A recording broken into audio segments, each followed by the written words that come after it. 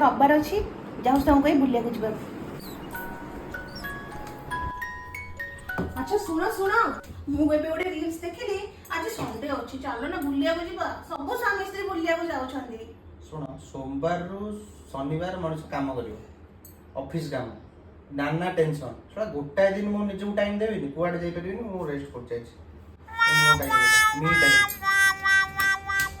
ଏଇନା କୋଉ ସାଙ୍ଗ ଆସିଥିଲେ ସାଙ୍ଗେ ସାଙ୍ଗେ ହଁ ମାରି ଦେଇଥାନ୍ତେ, ଚାଲ ଯିବା ବୁଲିବାକୁ।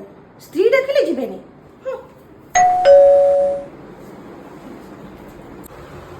अरे अलिशा कौन खबर? ଆରେ ଭାଇ पंडा बाबू चल बाहर ଯିବା ଟିକେ ବାହାରକୁ।